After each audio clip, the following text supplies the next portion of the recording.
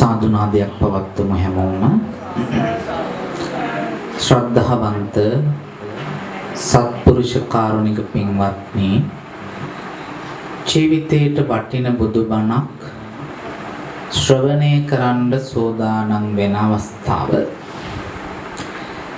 තථාගත බුදුරජාණන් වහන්සේ ධර්මය දේශනා කරපු ක්‍රම 4ක් තිබුණා. ක්‍රම කීයක්ද? 4ක්. මේ දේශනා ක්‍රම 4න් බුදුරජාණන් වහන්සේ වැඩියෙන්ම ධර්මයේ දේශනා කළේ 3 වෙනි ක්‍රමයට. කීවෙනි ක්‍රමයටද? 3 වෙනි ක්‍රමයට. මේ 3 වෙනි දේශනා ක්‍රමයට අපි කියනවා පාලි භාෂාවෙන් පටිපුච්ඡා ව්‍යාකරණීය සම්ප්‍රදාය කියලා. පටි කියන පාලි වචනේ සිංහල තේරුම තමයි නැවත කියලා කියන්නේ. පුච්ච කියන්නේ විමසීම. එතකොට පටිපුච්ච කියන්නේ මොකක්ද? නැවත විමසීම. නැවත විමසමින් බණ කියන ක්‍රමයට කියනවා පටිපුච්ඡා ව්‍යාකරණීය සම්ප්‍රදාය කියලා. දැන් නැවත විමසමින් බණ කියනවා කියලා කියන්නේ මම තනියෙන් බණ කියන්නේ. බණ කියන ගමන් බණ අහන අයගෙන් නැවත විමසනවා. එතකොට තමයි පින්වතුනි ධර්මය හොඳට තේරුම් ගන්න පුළුවන්. බුදුරජාණන් වහන්සේ දේශනා කරනවා යම් කෙනෙක් ධර්ම දේශනාවක් ශ්‍රවණය කරනවා නම් ආයතන 3කින් සංවර වෙන්න ඕනේ කියලා. ආයතන කීයකින්ද? 3කින්. මේ ආයතන 3ට අපි කියනවා පින්වතුනි තුන්දොර කියලා. මොකක් කියලාද? තුන්දොර සංවර නැත්තම් බණ අහන්න බෑ. එහෙනම් අපි මුලින්ම කරන්න ඕනි බණ අහන එකද තුන්දොර සංවර කරගන්න එකද? තුන්දොර සංවර කරගන්න එක. මං අහන පළවෙනි ප්‍රශ්නය මොකක්ද පින්වතුනි තුන්දොර කියලා කියන්නේ? සිතයි කයයි. සිත කය වචනය සංවර නැත්තම් බණ අහන්න බෑ. එහෙනම් අපි මුලින්ම දැන් කරන්න ඕනි මොකක් සංවර කරගන්න එකද? සිත කය වචනේ සංවර කරගන්න එක. මුලින්ම සංවර වෙන්න ඕනි මොන දොරද?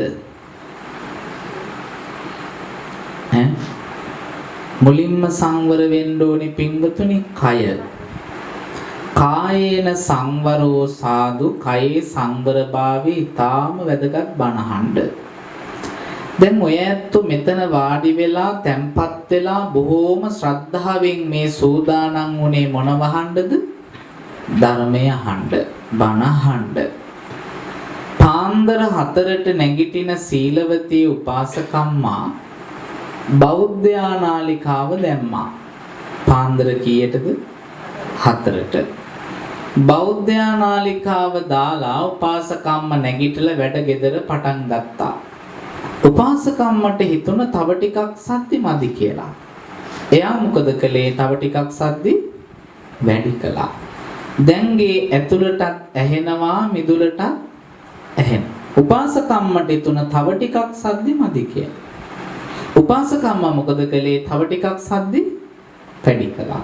දැන්ගේ ඇතුළටත් ඇහෙනවා මිදුලටත් ඇහෙනවා අල්ලපු ගෙදරටත් ඇහෙනවා. අල්ලපු ගෙදර ඉන්නවා පින්වතුනි උපාසකම්ම කෙනෙක්. එයාගේ නම සිරියාවතී. එයාට ටීවී එකක් නැහැ. සීලවතීගේ ගෙදර දාලා තියෙන බණ ටික 4 ඉඳන් 6 වෙනකන් අල්ලපු ගෙදර උපාසකම්ම පැදුරුඩට වෙලා අහගෙන ඉදියා. 4 ඉඳන් 6 වෙනකන් සද්දෙට බණ දාපු සීලවතී උපාසකම්මා ගේ අතු ගාලා බත් වියලා ව්‍යංජන හදලා දත් මැදලා මූණ සෝදලා 6 වෙනකොට ගෙදර වැඩ ඔක්කොම ඉවර කළා. දැන් ඇත්තටම බණ අහන්නේ බණ දාපු සීලවතීද අල්ලපු ගෙදර සිරියාවතීද? අල්ලපු ගෙදර සිරියාවතී. හේතුව මොකක්ද? එයා කයින් සංවරයි. කොච්චර සද්දෙට බණ දැම්මත් වැඩක් නෑ බණ අහන්නේ නැත්තම්. දැන් බණ අහනවයි ඇහෙනවයි කියන්නේ එකක්ද දෙකක්ද? දෙකක්. මේ කියන බණ ටිකක් මෙතන ඉන්න අයටත් ඇහෙනවා, එළියේ ඉන්න අයටත් ඇහෙනවා, කුස්සියේ ඉන්න අයටත් ඇහෙනවා. හැබැයි ඒ කෙනෙක් යම්කිසි විදිහකට කයින් වෙන වැඩක් කරනවා නම් අපි කියමු තේ හදනවා, එහෙම නැත්නම් බත් වියනවා කියලා. එයාටත් මේ බණ ඇහෙනවා. ඇහුණට වැඩක් නැහැ. එයා බණ අහන්නේ නැහැ. හේතුව පින්වතුනි කයින් වෙන වැඩක් කරනකොට මේ දේශනා කරන ධර්මය අවබෝධ කරගන්න බෑ. ඒ නිසා තමයි කය සංවරව තියාගන්න කියලා කිව්වේ. දැන් මෙතන ඉන්න අයගේ කය සංවරයි කියලා මට පේනවා. එහෙනම් ඊළඟට සංවර වෙන්න ඕනි මොකක්ද? වචනේ. කට සංවර නැත්තම් ඒත් බණ අහන්න බෑ. දැන් සමහර ඇත්තෝ බණ ගෙවල් වලට එනකොට 8-9 වෙන වෙලාවල් තියෙනවා නේද? දැන් අද මේ ගෙදර බණක් තියෙනවා කියලා ගොඩාක් අයට කියන්න බැරි වුණාට හිතවත්ම ළඟින්ම ඉන්න ඥාති හිත මිත්‍රාදීන්ට මේක මතක් කරන්න ඇති. අහවල් දවසේ අපේ ගෙදර බණක් තියෙනවා. රෑ 7ට. බණ අහන්න එන්න කියලාද කිව්වේ බණ ගෙදර එන්න කියලාද කිව්වේ? බණ අහන්න එන්න කියලාද කිව්වේ බණ ගෙදර එන්න කියලාද කිව්වේ? බණ අහන්න එන්න කියලා. බණ අහන්න නම් එන්න ඕනේ කීයටද? 7ට කලින්. 9ට එන්නේ මොකටද? බණ ගෙදර. එතකොට බණ අහන්න නම් 7ට කලින් එන්න ඕනේ. බණ ගෙදර ආවට තාත්තට අම්මට අපිට පින් දෙන්න බෑ. ඇයි මං එහෙම කියන්නේ? බණක් ඇහුවොත් තමයි පිනක් ලැබෙන්නේ. පිනක් කරගත්තොත් තමයි ඒ පින අනුමෝදන් කරන්න පුළුවන් වෙන්නේ. එතකොට අපි අද තාත්ත වෙනුවෙන් මේ ගෙදර පින්කමක් කරනවා නම් මේ පින ඒ තාත්තට අනුමෝදන් කරන්න බලාපොරොත්තු වෙනවා නම් අපි ඒ පින අනුමෝදන් කරන්න කලින් අපි මොකක්ද කරගන්න ඕනේ? පින කරගන්න ඕනේ. එහෙනම් 9ට ඇවිදින්න ගෙදර නන් ලකුණු කළාට පින් සිද්ධ වෙන්නේ නැහැ. බණ ගෙදරට 9ට ගිහිල්ලා මං ආවා කියලා සීනි පැකට් එකක් දුන්නට පිනක් සිද්ධ වෙන්නේ නැහැ. ඒ අයට කියන්නේ බණ ගෙදර නන් ලකුණු කරනවා. දැන් බලන්න එයාලා හිතන්නේ මෙහෙමයි. ආරාධනා කළ නිසා නොගියොත් එයා මාත් එක්ක තරහ වෙයි. මට මේක මතක් කළ නිසා නොගියොත් එයා මාත් එක්ක අමනාප වෙයි. එහෙම හිතලා තමයි බණ ගෙදර යන්නේ. නැතු බණහඬ තියෙන කැමැත්තකට නෙවෙයි. හැමෝම නෙවෙයි සමහරක් අය. දැන් 7ට කලින් ඇවිදින්න බණ අහන්න ලෑස්ති වෙලා කය සංවරව තියාගෙන වචනයත් සංවරව තියාගෙන දැන් අපි සූදානම් වෙන්නේ ධර්මය අහන්න. හැබැයි කයයි වචනයයි දෙකම සංවරව තියාගත්තත් වැඩක් නැහැ. හිත සංවර නැත්තම්. දැන් කතා බහ කරන්නේ සම්ප්‍රප්පලාප මුසාවාද කේලම් ඕපදූප ඒවා මෙතන කතා කරන්නේ නැහැ. අපි මෙතන වාඩි වුණේ මොනව අහන්නද? ධර්මය අහන්න, බණ අහන්න. එහෙනම් දැන් අපි බලන්න ඕනේ අපේ හිත සංවරයිද නැද්ද? දැන් කය සංවර බවත් මට පේනවා. වචන සංවර බවත් මට පේනවා. හැබැයි හිත සංවර බව මට පේන්නේ නැහැ. ඔබේ හිත ගැන දන්නේ ඔබම තමයි. දැන් මං කියනවා මෙහෙම පුංචි වාක්‍යයක්. අපි හැමෝම ඉන්නේ රුවන්වැලි මහා සෑය ළඟ. කොහෙද? කොහෙද ඉන්නේ? මතක් වුණාද නැද්ද? මතක් වුණා. අපි ඉන්නේ රුවන්වැලි සෑය ගාව නෙවෙයි ජයශ්‍රී මහ බෝධිය ළඟ. දැන් කොහෙද මතක් වුනේ? ඒ කියන්නේ හිත නිතරම දුර තියෙන අරමුණු ලං කර ගන්නවා. ලං කර ගන්න අරමුණු නිතර නිතර වෙනස් කරනවා. මං කියපේක පැහැදිලිද? හිතේ ස්වභාවය තමයි පින්වතුනි දුර තියෙන අරමුණු ලං කර ගන්නවා. දැන් රුවන්වැලි සෑය කියන වචනේ ඇහෙනකොටම රුවන්වැලි සෑය මතක් වුණාද නැද්ද? මතක් වුණා. ඒ මතක් වෙච්ච සිතුවිල්ල ඇහි පිල්ලක් ගහන්නත් කලින් ජයශ්‍රී මහ බෝධිය කියනකොට වෙනස් වුණාද නැද්ද? වෙනස් වුණා. හිතේ ස්වභාවය තමයි දුර තියෙන අරමුණු ලං කර ගන්නවා. ලං කර ගන්න අරමුණු නිතර වෙනස් කරනවා. මේ වෙනස් කර කර සිතුවිලි ලං කර ගන්න හිත පේන එකක්ද නැති එකක්ද? පේන්නේ නැති එකක්.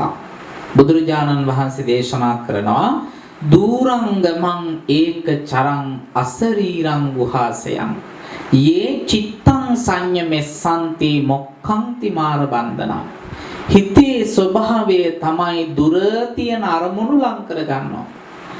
ලං කර ගන්න අරමුණු නිතර නිතර වෙනස් කරනවා. හැබැයි මේ හිත පේන්නේ නැති ගුහාවක වාසය කරන එක. මොන ගුහාවේද? මේ ශරීර කූඩුව නැමැති ගුහාව ඇතුළෙම තමයි මේක තියෙන්නේ. හැබැයි පේනවද? නැහැ. පේනුණා නම් හොඳ නැද්ද? ඒ කියන්නේ හිත පේන කැලලක් වුණා නම් හොඳ නැද්ද? අත පේනවද? කට, නහය, ආමාශය ස්කෑන් කළොත් ස්කෑන් කළවත් බලන්න බැරි එකක් තමයි මොකක්ද? හිත කියලා කියන්නේ. ඒ කියන්නේ ඒක පේන කැලලක්. ඇත්තටම මොක පේනුණා නම් හොඳ නැද්ද? අපේ හිත පේන කැලලක් වුණා නම් හොඳ නැද්ද? හොඳද නරකද? බලමු හොඳද නරකද කියලා. ස්වාමියා බිරිඳයි කසාද බැඳලා දවස් 2යි. බැඳ අලුත යන්නේ අතින් අල්ලගෙන නේද? බැඳලා මාසයක් ගියාම තමයි ඔයා ඉස්සරහෙන් මම පස්සෙන් වෙන්නේ.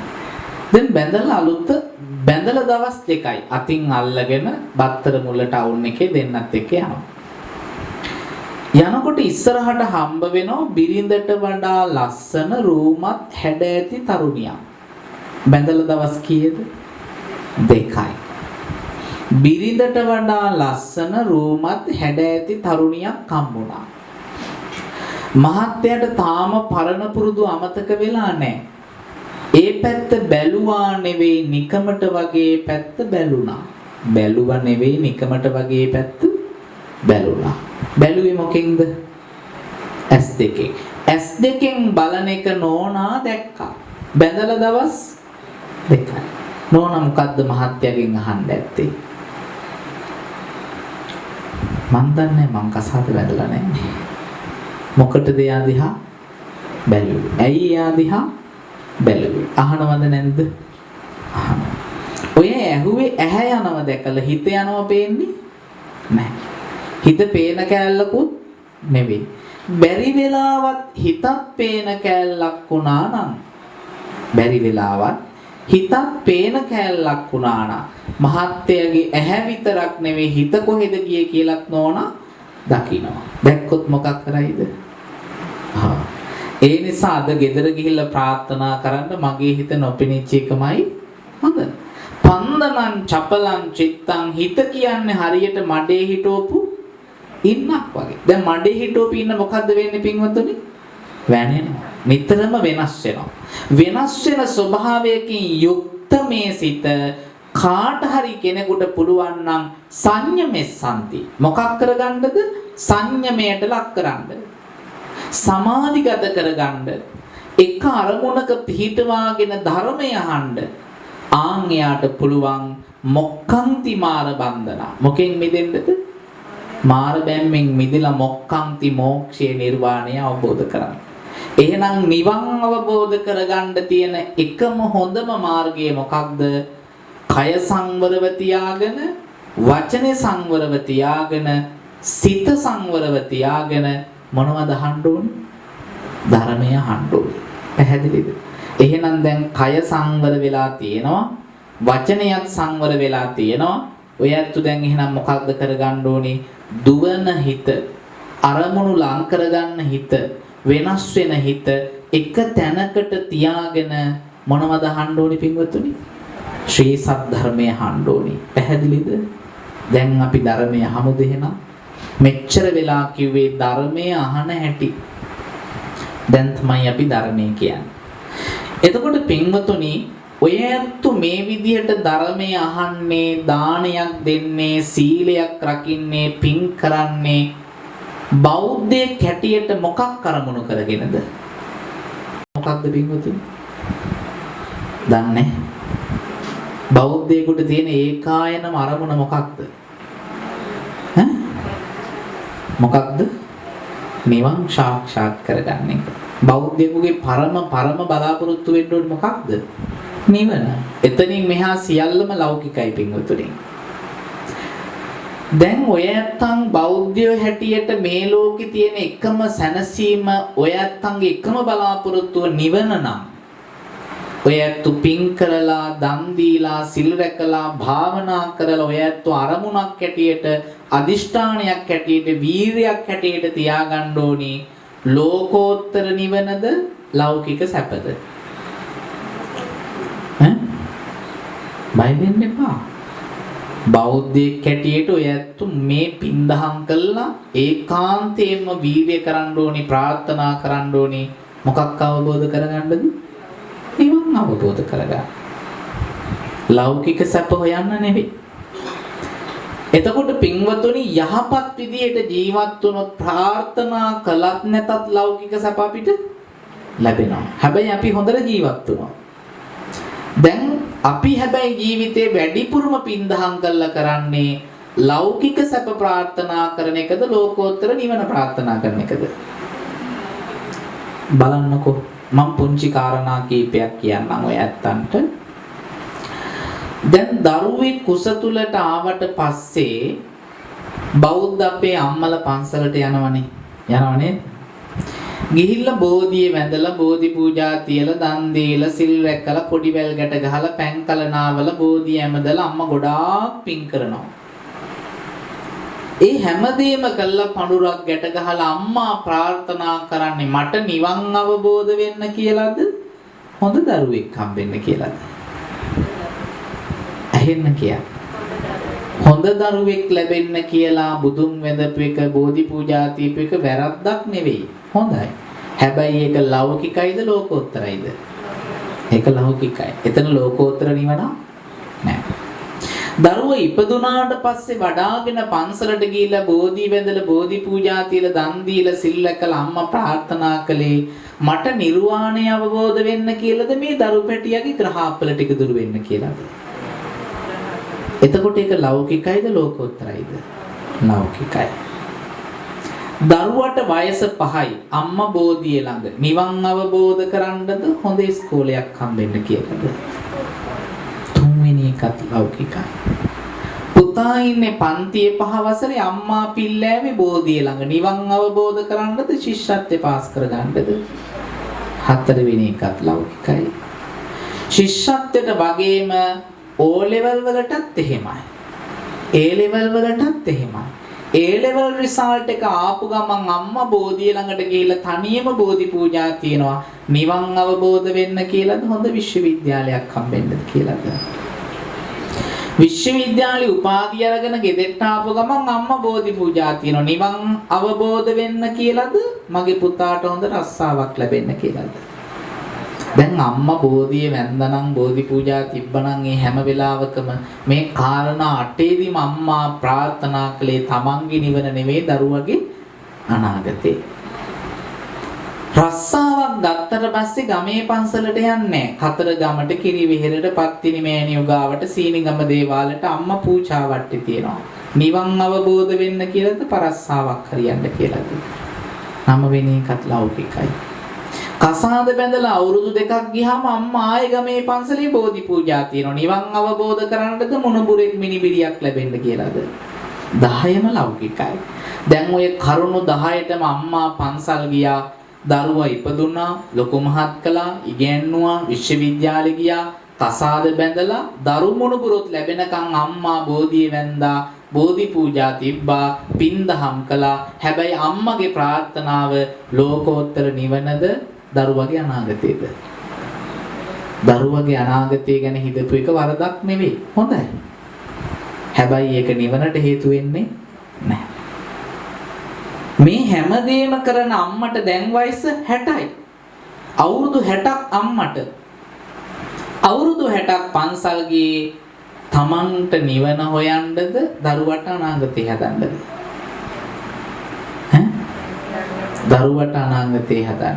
එහෙම කරපු අම්මා දිහා එක වතාවක් හරි රවල බැලුවොත් ඒ අම්මගේ පපුවට මොන වගේ ගින්දරක් දැනෙයිද? අවුරුදු 60ක් තිස්සේ දරුවෝ වෙනුවෙන් පන්සල් ගිහලා බෝධි පූජා තියලා පැන් කලනාවපු අම්මට තමන්ගේ දුවෙක් පුතෙක් එකවතාවක් රවලා ගස්සලා ඔරවලා බැන්නොත් ඒ පපුවට කොච්චර කින්දරක් දැනේද? මොහොතක් හිතන්නේ ගැන.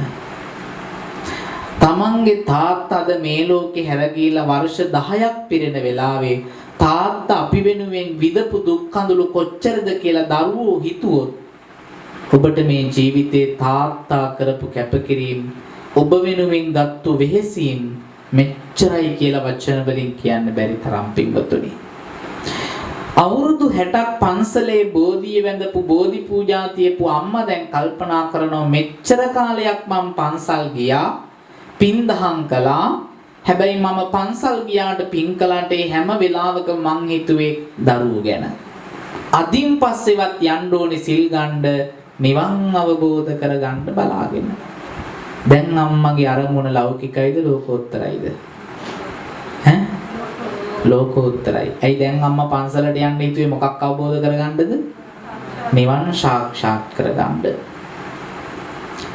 ඔන්න ගියා පළවෙනි පොයට. දැන් වයස කීයද අම්මට? 60යි. පොය දවසේ බණ මඩුවට යනකොට පින්වතුනි ධර්මශාලාව පිරෙන්න සෙනග. උපාසකම්ම ඇතුල් වෙලා බැලුවා වාඩි වෙන්න එකම එක තැන ඉඩ තිබුණේ. ධර්මශාලාව ඉස්සරහා දකුණු පැත්තේ මුල්ලේ කණුව ළඟ වාඩි වුණා. කොහෙද වාඩි වුණේ? ධර්මශාලාවේ ඉස්සරහා දකුණු පැත්තේ මුල්ලේ කණුව ළඟ බිම වාඩි වුණා. බණ ඇහුවා, සිල් රැක්කා, දන් දුන්නා, පින් කළා, ධර්ම සාකච්ඡා කළා, ගෙදර ගියා. අම්මට හරිම සතුටුයි. ඇයි අද පන්සලට ආවේ ලෞකික සැප හොයන්න නෙවෙයි. සිල් ගත්තේ ලෞකික සැප හොයන්න නෙවෙයි. එහෙනම් මොකටද? ලෝකෝත්තර නිවන අවබෝධ කරගන්න.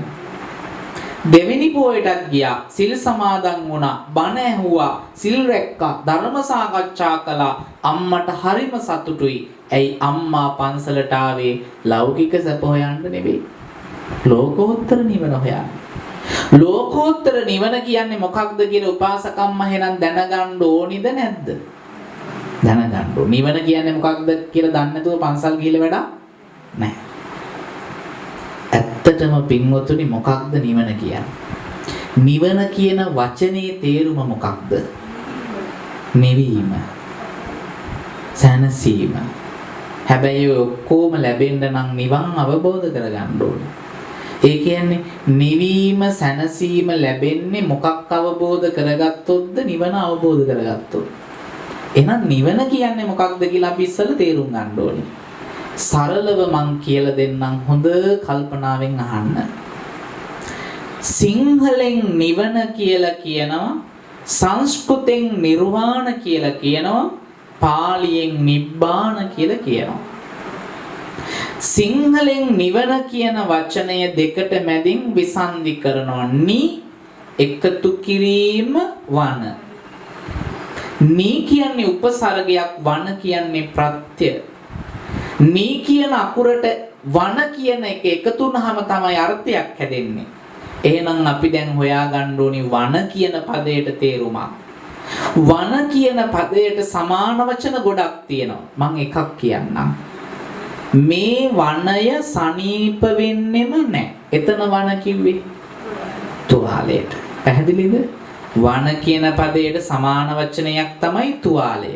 එතකොට වන කියන්නේ තුවාලය නම් නිවන කියන්නේ තුවාලය නැති කරනවා කියන එක. පැහැදිලිද?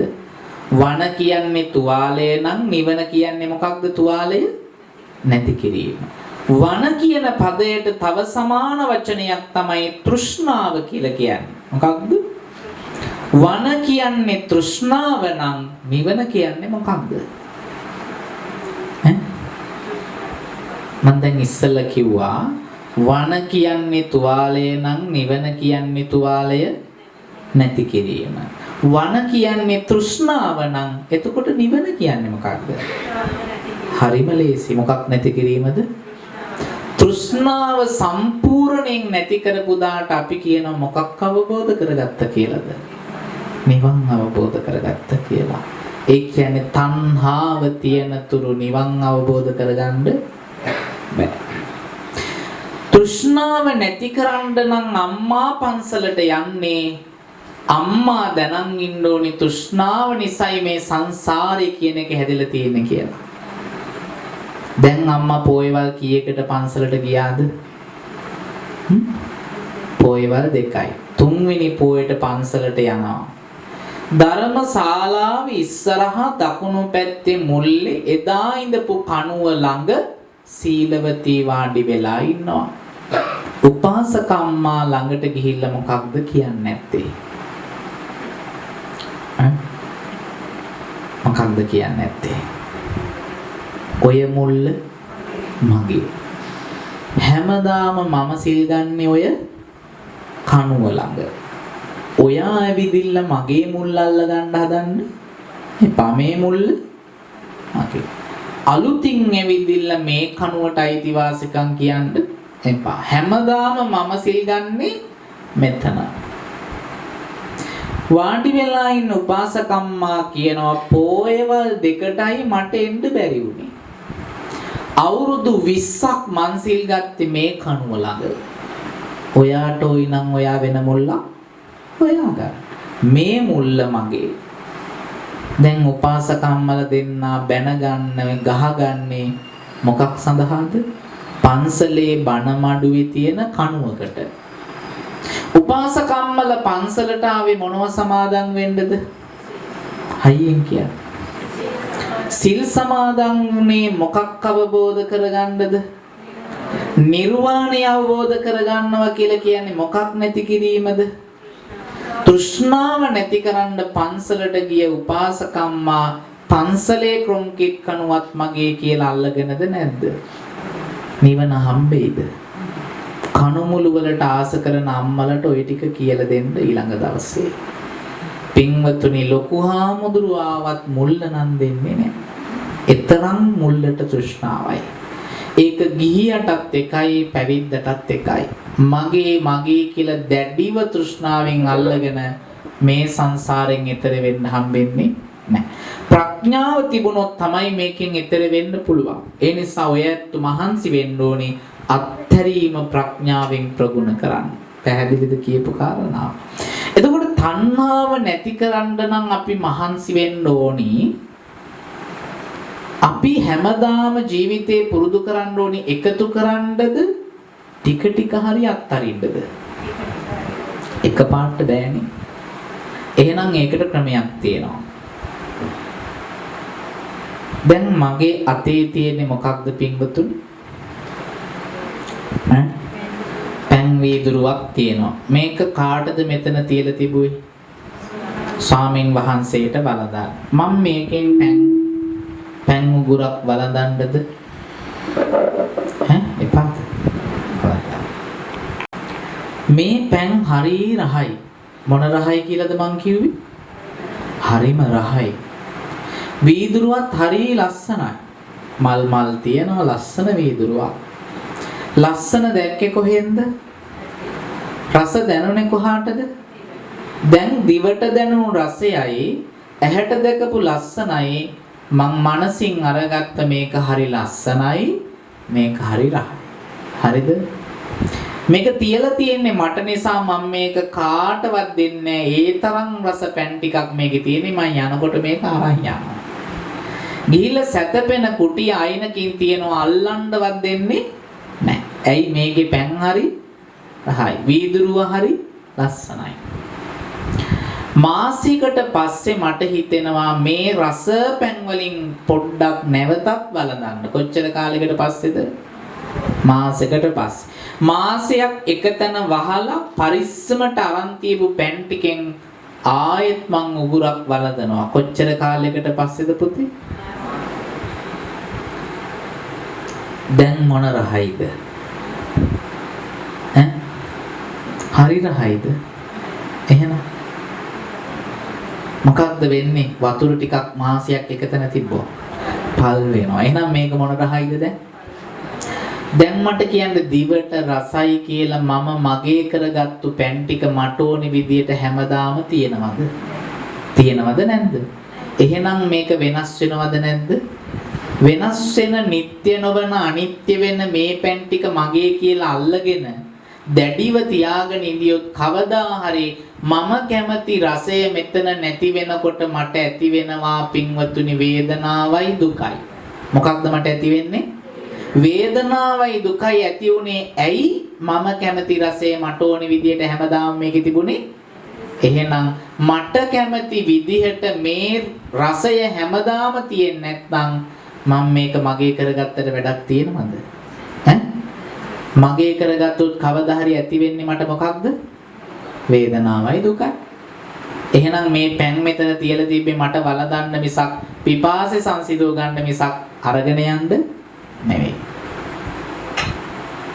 ඔන්න මන් තිබ්බා. දැන් වේදනාවක් දුකක් මේ පිළිබඳව මට නැහැ.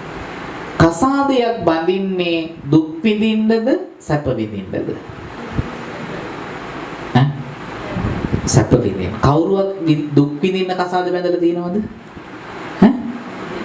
සෑමදේම දුක සැප සමසේ දරාගෙන ජීවත් වෙන්න තමයි කසාදයක් බැඳගන්නේ. දුකක් වෙන බව දන්නවා, සැපක් වෙන බව දන්නවා. ඔය දෙකම දරාගෙන පෞල් ජීවිතේ ගත කරන වරදක් නැහැ. දැන් සැපයක් පිනිස, රසයක් පිනිස ජීවිතේ සහකාරියක් හෝ සහකරුවෙක් නිවසට කැඳාගෙන ආවා. දැන් මට කියන්න නෝනැවිල්ල මහත්තයට කියනවා මහත්තයා සබන් කෑල්ල ඉවරයි. පිටි පැකට් එක ඉවරයි. දරුවා ඉස්කෝලේට දාන්න ඕනේ. මට shopping යන්න ඕනේ. පන්සලට අටපිරිකරක් දෙන්න ඕනේ. අද රැයට හාල් නැහැ. හෙට උදේට එළවලු නැහැ. පුතාගේ සපත්තු දෙක කැඩිලා. ඊයේ ලයිට් බිල් ආවා. උදේ වතුර බිල් ආවා. මහත්තයාට දුකයිද සැපයිද? සැපයි. එහෙනම් මේ දුක හටගත්තේ මොකක් නිසාද? මගේ කියලා කෙනෙක් අල්ලගෙන ආපු නිසා. එහෙමයි කියලා අද ගිහිල්ලා නෝන දික්කසාද කරන්න කියලා නෙවෙයි මේ කියන්නේ. අත්තරීම පටන් ගන්න පුංචි තැන ඉඳන් සාරාංශක කල්පලක්ෂයක් පාරමී පුරලා අන්තිම භවයේ තමයි සිද්ධාර්ථ යශෝදරා අත්තරී. එහෙම නැතු මුලින් ඔක්කොම අත්තරලා ගියේ නැහැ. සිද්ධාර්ථ දවසක යශෝදරා වත්තේරියා නම් ඒ නිවනට යන්න මඟ හසුරුගත්තු තැනදී පමණයි. එතකොට සංසාරේ හැබැයි බිරිඳව අප්‍රමාණව පින්වතුනි අත්හැරලා ගියා. දන් දීලා ගියා. සසරින් සසරට ඒත් පස්සෙන් ආවා. හැබැයි බුදු බව ලබන භවයේදී යශෝදරාවත් සංසාරයෙන් ඈතර කළා. අත්හැරියා නෙවෙයි සංසාරයෙන් ඈතර කළා. ඒ නිසා ඔබේ බිරිඳවත් ස්වාමියාවත් ඔබේ සංසාර ජීවිතේ කෙටි කරගන්න බාධාවක් කරගන්න එපා. ස්වාමියවත් බිරිඳවත් නෙවෙයි ඉස්සල්ලාම අත්හැර ගන්න ඕනේ. තෘෂ්ණාවෙන් දැඩිව මගේ කියලා අල්ලගෙන ඉන්න දේවල් ටික ටික අත්හැරින්න පුරුදු වෙන්න. නේ? වයසට යනකොට හිතෙනවා මේකත් මගේ කරලා තියාගත්තා නම් හොඳයි. අර ඉඩමත් මගේ වෙලා තිබ්බනම් හොඳයි කියලා. පින්වතුනි අත්හැරීම එකපාරට කරන්න බැරි නිසා තමයි මේ ඔබට යෝජනා කරන්නේ ටික ටික අත්හැරීම පටන් ගන්න කියලා. එකපාරට කරන්න දවසකට රුපියලක් කැටයකට දැම්මොත් දවස් 30ට රුපියල් 30ක් එකතු වෙයි. ඒ රුපියල් 30 අරගෙන කඩේට ගිහිල්ලා බනිස් කෙඩියක් අරගෙන පාරේ කණ්ඩ නැති සතෙකුට දෙන්න. දීලා කන හැටි බලන් ඉන්න. දවසකට වේල් 3 ගානේ දවස් 30ට 90ක් බඩට කනකොට දැනෙන සතුටට වඩා සතුටක් අර අහිංසක සතා කනකොට ඔබට දැනේ. රුපියල ගානේ දවසට දාන්න කැටයකට. ගොඩක් නෙවෙයි. මම මේ කිව්වේ ප්‍රායෝගිකව කරන්න පුළුවන් පුංචි පුතේකට උනත් කරන්න පුළුවන් දෙයක්. අත්හැරීම එතනයි තියෙන්නේ පින්වතුනි. ඒ නිසා යම් කිසි කෙනෙක් අත්හැරීම ප්‍රගුණ කරනවා නම් ඒක නැවත අල්ලගන්න බලාගෙන අත්හරින්න එපා. දැන් අද ගොඩක් අය දන් දුන්නට ප්‍රඥාව නැහැ ශ්‍රද්ධාව විතරයි. අපේ පන්සලේ බෝධිය වටේට කුටි 7ක් හදලා තියෙනවා. සත්බුදු කුටි. මේ කුටි 7 හැදුවේ උපාසකම්මල 7 දෙනෙක්ගේ දායකත්වයෙන්. එක උපාසකම්මා කෙනෙක් හැම සෙනසුරාදාම ඇවිදිලා ගෞතම බුදු කුටිය සුද්ධ කරනවා. මඟුල් දැල් කඩනවා, ටයිල් සෝදනවා, වීදුරු පිය දානවා. එතකොට මම ගිහිල්ලා උපාසකම්මගෙන් ඇහුවා උපාසකම්මා, ඇයි මේ කුටිය විතරක් සුද්ධ කරන්නේ? ඒක මගේ කිව්වා. එතකොට මං කෝ අනිත් අය ආයෙව මගේ නෙමෙයි කිව්වා. දැන් මට කියන්න උපාසකම්මාගේ මුදලින් හදපු නිසා ඒ කුටිය මගේ. අනිත් ඒවා වෙන අය හදපු නිසා ඒවා මගේ. දැන් මට කියන්න උපාසකම්ම හදපු කුටිය පූජා කළාද තාම යාගේද? තාම යාගේ කියලා අල්ලන් ඉන්නේ. ඇයි ඒක මගේ කියනවනේ? ඒ කියන්නේ මගේ නම් ඒක තාම පූජා වෙලා පූජා කළාට පස්සේ අර හතම එකක් වෙන්න ඕනේ. එහෙම නැතුව මේක මගේ ඒවා අනිත් අයගේ කියන්න බෑ. ඒ නිසා ඔබ යමක් පන්සලකට නැති බැරි කෙනෙකුට දුන්නා නම් ඒක හදවතින් අත්හැරලා දෙන්න. ඒක ආයේ මගේ නෙවෙයි. තේරුණා? ඒ නිසා අත්හැරීම පටන් ගන්න ඕනි පින්වතුනි ප්‍රඥාවෙන්. ප්‍රඥාව නැතුව අත්හරින්න බෑ. ඒ නිසා නුවණ තියෙන්න ඕනි අත්හැරීම ප්‍රගුණ කරන්න. ඔයත් අද මේ විදිහට දෙන්නේ පින්වතුනි මේ සක්වල පුරාම ආසන පනවලා භික්ෂුන් වහන්සේලා කෝටි ගාණක් වඩා හිඳවලා දිව්‍ය ඖෂධ වගේ වලින් සකස් කරපු දිව්‍ය භෝජන වලින් දානයක් දුන්නොත් ඒ කියන්නේ මේ සක්වල පුරාම ආසන පනවලා ඒ සක්වල පුරාම ආසන වැහෙන්න කෝටි ගාණක් හාමුදුරුවෝ වාඩි කළා දිව්‍ය රසයට බඳු ආහාර වලින් දානයක් දෙන එක කොච්චර පින් සිද්ධ වෙනවද කියලා ඔයත් ඔත් හිතා ගන්න පුළුවන්. ඒ පිනටත් වඩා වැඩියෙන් පින් සිද්ධ වෙනවා ධර්මයේ දන් දෙන එක පින්වතුනි. එක බණපද 4ක් දන් දෙන එක ඊට වඩා වටිනවා. සක්වල වැහෙන්න හාමුදුරුවෝ වාඩි කළා හාමුදුරුවරුන්ට දාණය දුන්නත් ඒ දාණයට වඩා ආනිසංසදායකයි එක ධර්මයේ පින්වතුනි බිඳක් අහන්න ලබා දෙන එක. ඇයි? ධර්මයේ ඇහුවොත් තමයි දන් දෙන්න හිත් පහළ වෙන්නේ. ධර්මයේ ඇහුනොත් තමයි භාවනා සඳහා හිත යොමු වෙන්නේ. ධර්මයේ දුන්නොත් තමයි ආර්ය අෂ්ටාංගික මාර්ගය මතුවෙන්නේ. ධර්මයේ දන් දුන්නොත් තමයි චතුරාර්ය සත්‍ය මතුවෙන්නේ. ධර්මයේ දන් දුන්නොත් තමයි බුදුවරු පහළ වෙන්නේ. ධර්මයේ දන් දුන්නොත් තමයි පසේ බුදුවරු පහළ වෙන්නේ. දන් දුන්නට වෙන්නේ නැහැ ඒක. ධර්මයේ දන් දෙන්න ඕනේ. ධර්මයේ දන් දුන්නොත් තමයි විතරාගී රහතන් වහන්සේලා බිහි වෙන්නේ. ධර්මයේ දන් දුන්නොත් තමයි පින්වතුනි සෝවාන් සකදාගාමී අය පහළ වෙන්නේ. එහෙනම් මේ ඔක්කොම වෙන්න නම් මොනවද තියෙන්න ඕනද? ධර්මයේ තියෙන්න ඕනේ. අද මේ ගෙදර කරන්නේ ධර්මයේ දන් දෙන එක. එක්කෙනෙකුට හරි බණපදයක් අහන්න ඉඩ සලස්වලා ඒ කෙනාගේ හිත ධර්මයට යොමු කළා නම් බුදුහාඳුරු කෙනේ පැහැදුනා නම් ධර්මයේ කෙරේ පැහැදුනා නම් සංඝයා කෙරේ පැහැදුනා නම් ඒ පින පින්වතුනි මෙච්චරයි කියලා කියන්න බෑ. ඒතරම් බලවත්. ආන් ඒ පින පුළුවන් අපිට තාත්තට අනුමෝදන් කරන්න. ඒකයි බණේ වටිනාකම. මේ වගේ කොරෝනා වසංගතයක් ලෝකේ පුරා ලංකාව පුරා පැතිරී යන කාලයක මේ වගේ බොහොම අල්ප පිරිසක් ගෙදරට එකතු කරගෙන මේ වගේ පින්කමක් කරන්න ලැබීමම ඔබ ලැබපු භාග්‍යයක්. පිනක්.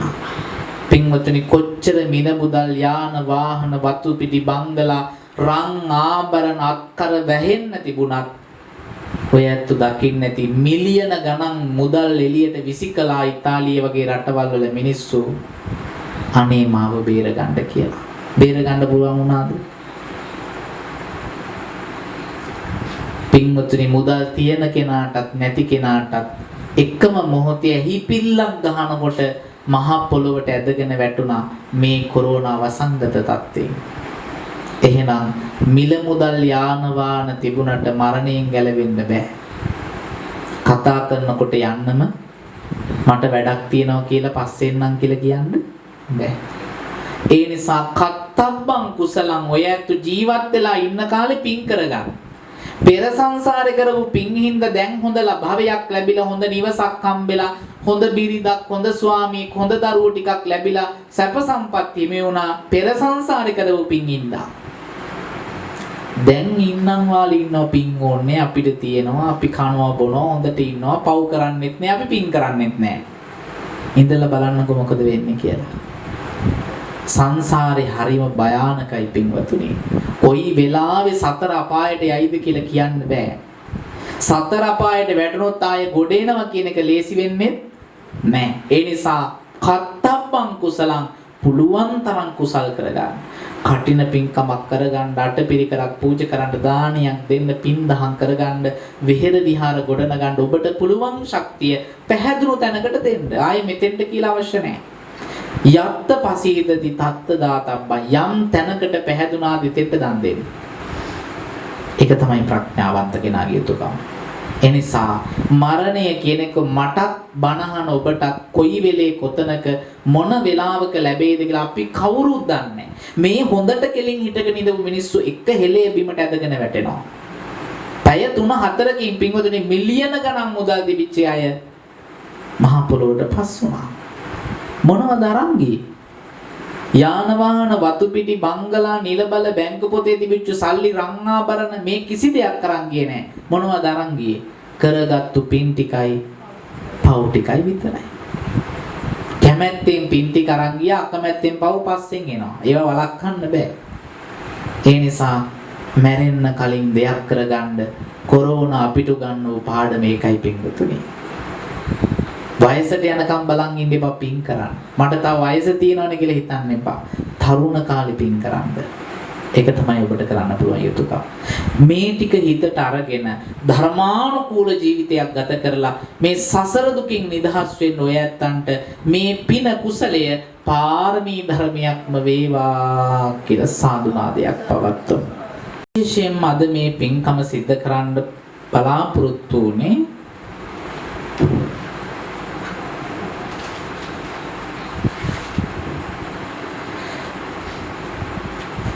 මීට වර්ෂ 10කට පෙර 2010 11 වෙනි මාසේ 26 වෙනි දින හදිසි අනතුරකින් පරලෝ සැපත් වුණු රුවන්පුර කීර්තිරත්න පියතුමාණන් ඇතුළු පරලෝ සැපත් සයිමන් අබේ ගුණවර්ධන ග්‍රේස් දයාවති රුවන්පුර සිරිටින් ආර්.එම්. දිසිලින් ඒ වගේම එස්.ඩී. විමලසේන එම්.ඩී. කුසුමාවති රෝන් නඹේපිටිය හෙට්ටිගේ හේමචන්ද්‍ර ඒ වගේම නිහාල් අබේ ගුණවර්ධන දුෂාන් ලක්ෂ්මන් ඇතුළු සියලු ඥාතීන් පින් දෙන්න සුමිනීතා අබේ ගුණවර්ධන බිරිඳ දේශිකා චාමර චින්තක චන්දිම දූ දරුවනුත් පාලිත ජනේසා නදීෂා කියන බෑනා සහ ලේලිවරුනුත් සහ මුණබුරු මිනිබිරියන් එකතු වෙලා තමයි මේ පින්කම සිද්ධ කළේ. ඉතින් මට චින්තක තමයි විදේශගත වෙලා ඉන්නේ නේද?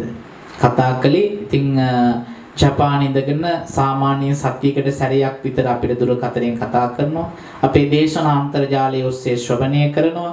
ගොඩාක් පින්දහම් වලට යොමු වෙන්නේ විශේෂයෙන්ම අප විහාරස්ථානයේ මේ වන්දිට ඉදිවෙන අඩි 100ක් උස අසිරිමත් වූ මහා අසිරිමත් සෑරජානන් වහන්සේ වෙනුවෙනුත් විශාල දායකත්වයක් දරනවා. ඒ වෙනුවෙන් එතුමාටත් පවුලේ සියලු දෙනාටත් මෑණියන්ටත් පුණ්‍යානුමෝදනා කරනවා. මේ වෙලාවේ මේ උතුම් පින්කම සඳහා දායකත්වයේ දරපු හැම දෙනාම විශේෂයෙන්ම අභාවයටපත් සෙනෙහවන්ත පියතුමාණන්ට මෙවන් අකල් මරණ ජීවිතයේ කිසිදාක නොවේවා සසර දුක් කෙලවර ලබන අමා නිවනින් සැනසෙන්නට කීර්තිරත්න පියතුමාණන්ට මේ පින්පෙත් අනුමෝදන් වේවා සසර දුකින් නිදහස් වේවා කියලා සාදුනාදයක් පවත්වමු. හැම දිනම දෑත් නලල මත තියාගෙන අපේ සෙනෙහබර අම්මා තාත්තව හදවතින් සිහි කරලා ඒ අම්මා තාත්තට පුණ්‍යානුමෝදනා කරමු. මේ සසර දුකින් නිදහස් වෙන්න අපි ඇසූ බුදුබණ පදයක් ගානේ අපිව මේ ලෝකෙට බිහි කරපු අම්මා තාත්තට මේ පින් ලැබේවා කියන ප්‍රාර්ථනාවෙන් යුතුව දස මාසයක් කුස තුල මා දරෝ අම්මා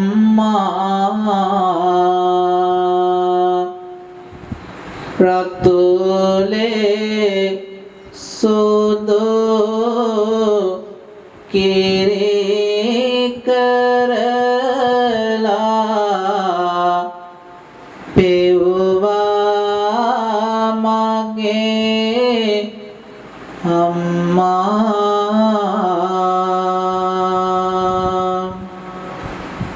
හරි මාවෙත මේ ඇයි කියා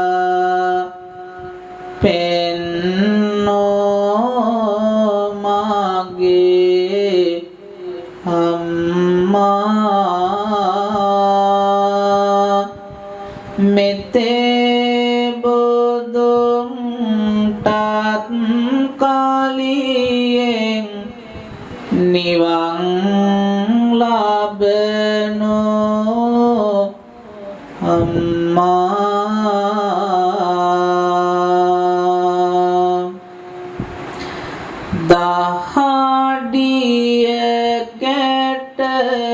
පොළොවේ හෙලා දුක් විඳේ මගේ පියා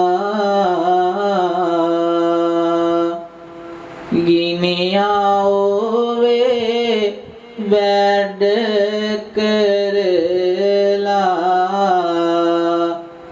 මුදල් සේවව පියා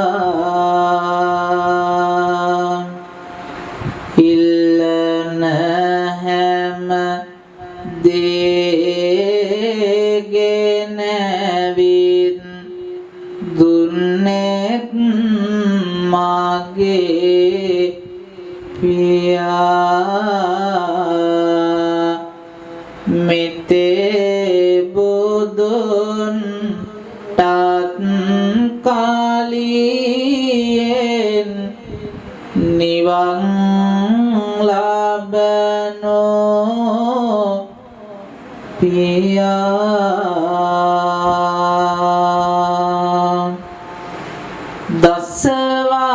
දසවසරක් ගත වෙනවා හැරගොස් අපේ පියා පිං දෙනවා සිහි කරමින් ඔබේ ගුණ කඳ කියා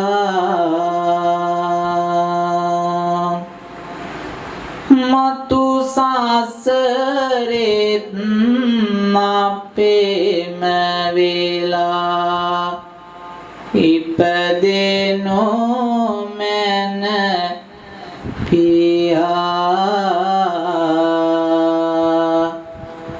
මතු නිවනින් සැනසේවා ආදර බර පියා මතු සසරින් සැනසේවා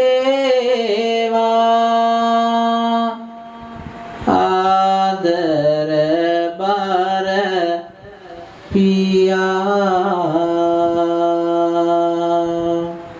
සාදු කියන්න අද මේ පින්කම සිද්ධ කරන්නට මූලිකත්වය අරගත්තු සුවිනීතා බේගුණවර්ධන ආදරණීය බිරිඳක් දේශිකා චාමර චින්තක චන්දිම කියන දූ දරුවනොත් පාලිත ජනේසා නදීෂා කියන බෑනා සහ ලේලිවරුනොත් මේ මොනුබුරු මිනිබිරියනොත් මේ පින්කමේ ආශිර්වාද බලයෙන් පැත්තන්ට නිදුක් භව නිරෝගී භව සුවපත් භාවයේ සැලසේවා දලදා හාමුදුරුවන්ගේ පිහිට ජයශ්‍රී මා බෝ හාමුදුරුවන්ගේ පිහිට රත්නමාලී මහා සෑරජානන් වහන්සේගේ පිහිට ආශිර්වාදය ලැබේවා ඒ වගේම මේ පින්කම සඳහා පැමිණුණු අනෙක් සියලු දෙනාටත් තුනුරුවන් සරණ ලැබේවා ඔයත්තන් ප්‍රාර්ථනා කරන බෝධියකින් අමා මහ නිවනින් සැනසෙල්ලට මේ පින්කම පාරමී ධර්මයක්ම වේවා කියලා හැමදෙනාම සාදු නාදයක් පවත්වමු ආකාසට්ටා චුම්මට්ටා දේවා නාග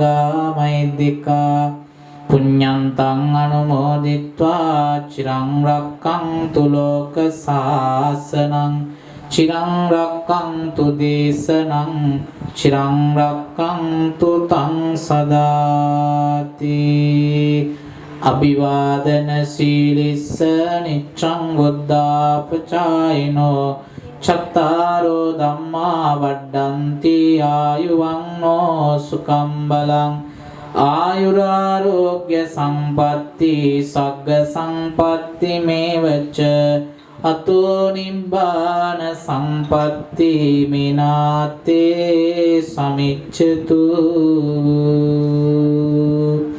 විශේෂ මතක් කිරීම හැටියට අතුරුගිරිය දම්දී අසපුව මා වැඩ සිටින විහාරස්ථාන භූමියේ මේ වන විට දිවෙමින් පවතින මතු බුද්ධත්වයේ ප්‍රාර්ථනා කරමින් සසර පාරමිතා දම් පුරමින් වැඩ සිටින සත්පත්තිනි මෑණියන් නමින් ලෝක ඉදිකරන පළවෙනි මංගල මහා සෑරජානන් වහන්සේ බුරුම රටින් වැඩම කරපු ශ්‍රී සර්වඥ ධාතුන් වහන්සේලා තැන්පත් කළා. අඩි 100ක් උස මහා සෑයක් විදිහට මේ වන විට ඉදිමිමින් පවතිනවා. පින් කැමැති ඔබටත් ඒ මහා සෑරජානන් වහන්සේ වෙනුවෙන් දායක වන්ට උදව් කරන්න උපකාර කරන්න පුළුවන් බවත් සිහිපත් කරනවා. ඒ මහා සෑරජානන් වහන්සේගේ එක කොටසක් සඳහා රුපියල් 5000ක මුදලක් වැය වෙනවා. කැමැති ඇත්තන්ට කොටසක් ඔබේ නමින් පූජා කරන්න පුළුවන් බවත් මේ වෙලාවේ මතක් කරමින් අද ධර්මානුශාසනාව දිමාවටපත් කරනෝ බැහැම දෙනාට තෙරුවන් සරණ වේවා.